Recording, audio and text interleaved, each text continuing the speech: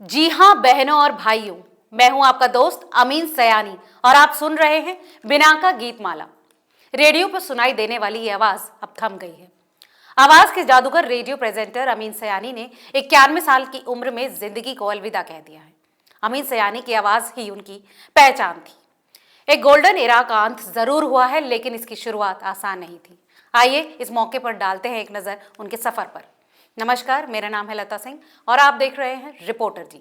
अमीन सयानी कभी गायक बनना चाहते थे, लेकिन बाद में जाने माने ब्रॉडकास्टर बन गए और वो मानते थे कि अच्छी हिंदी बोलने के लिए थोड़ा सा उर्दू का ज्ञान होना जरूरी। 21 दिसंबर 1932 को मुंबई में जन्मे अमीन मल्टीलिंगुअल परिवार से थे। उन्होंने रेडियो प्रेजेंटर के तौर पर अपने करियर की शुरुआत ऑल इंडिया रेडियो मुंबई से की थी। उनके भाई हामिद सयानी ने उन्हें यहाँ इंट्रोड्यूस कराया था। 10 साल तक वो इंग्लिश प्रोग्राम का हिस्सा रहे। आजादी के बाद उन्होंने हिंदी की ओर रुख किया। इसके बाद उन्हें मिला जीवन का वो हिट शो जो मील का पत्थर बन गया। इस शो की शुरुआत हुई साल 1992 में, जब एक एड कंपनी के अधिकारी जाने माने रेडियो सिलोन पर ग्राहकों के लिए हिंदी फिल्मों के गानों की एक सीरीज का प्लान बना रहे थे।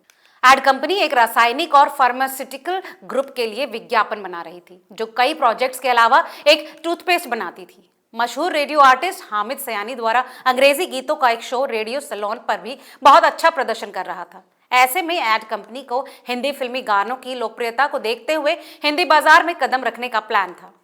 एड कंपनी के इस प्लान के लिए कोई लेखक या कंपोजर तैयार नहीं हो रहा था, क्योंकि इस काम के बदले में मिलने वाला मेहनताना सिर्फ 25 रुपए था। ये रकम बहुत कम थी। अमीन सयानी के भाई हामिद ने जोर देकर उन्हें इसके लिए तैयार किया और इस तरह एक लंबी पुरस्कृत रेडियो यात्रा की शुरुआत हुई, जिसका नाम था बिना का गीतमाला।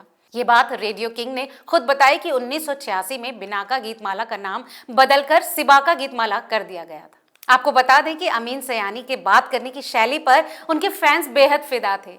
अमीन जी जिस तरह से बहनों और भाइयों, मैं आपका दोस्त अमीन सयानी बोल रहा हूं, कहकर अपने शो का आगाज करते थे, उसकी खूब सराहना की जाती थी। शो की बढ़ती पॉपुलैरिटी और श्रोताओं की भारी डिमांड पर इसे काउंटडाउन शो बना दिया गया। रेडियो पर अपना पसंदीदा गाना सुनने के लिए लोग वोट करते। इसके बाद वोटिंग के आधार पर गाने चलाए जाते थे। हालांकि कई लोग अपना पसंदीदा गाना सुनने के लिए फर्जी वोटिंग भी करते थे। जब इस बात की जानकारी सामने आई तो फिर शो के इस सेगमेंट को खत्म कर दिया गया। अमीन सयानी का शो बिना का गीतमाला लगभग 42 साल तक चला। इसके बाद इस शो में लोगों की दिलचस्पी कम होने लगी और इसे बंद कर दिया गया। इन्होंने 94,000 रेडियो कार्यक्रम किए। रेडियो की दुनिया में कई ऐसे लोग आए जिन्होंने अमीन के अंदाज को कॉपी करने की कोशिश की, लेकिन आज तक सफल नहीं हो पाए। जब उनसे पूछा गया कि उन्होंने इतनी सारी भाषाएं कैसे सीखी, तो उनका जवाब था कि उनकी माँ ने उन्हें आवाज का जादूगर बनाया। मेरी भाषा कई मरहलों, कई तूफानों और पथरीली राहों से होकर यहाँ तक पहुंची है। मैं एक ऐसे घर में पैदा हुआ था जहाँ कई भाषाओं का मिश्रण था। मेरे पिताजी ने बचपन में कभी पारसी सीखी थी और मेरी माँ गुजराती, अंग्रेजी और हिंदी बोलती थी। मैं बचपन में गुजराती बोलता था। मेरी माँ गांधी जी की शिष्या थी। उन्होंने माँ को हिंदी, गुजराती और उर्दू में पत्रिका लिखने की सलाह दी।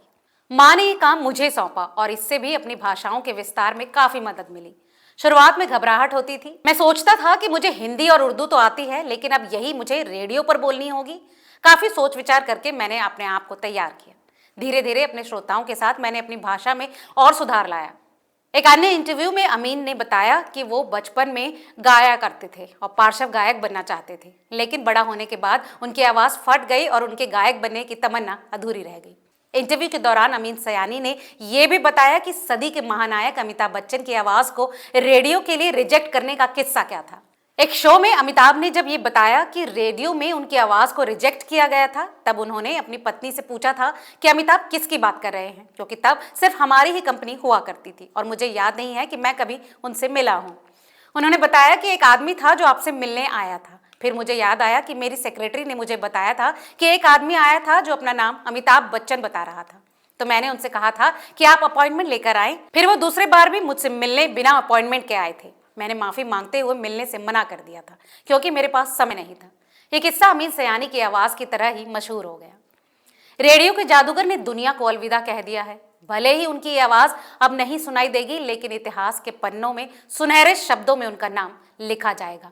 और जैसे ही सुनाई देगा, जी हाँ बहनों और भाइयों, अमीन सयानी की यादें जिंदा रहेंगी। तो ये थी हमारी खास रिपोर्ट रेडियो के पर्याय बन चुके अमीन सयानी के लिए। आपको आज का वीडियो कैसा लगा, हमें कमेंट करके जरूर बताएं। तब तक ऐसी तमाम और खबरों के लिए देखते रहिए रिपोर्टर जी।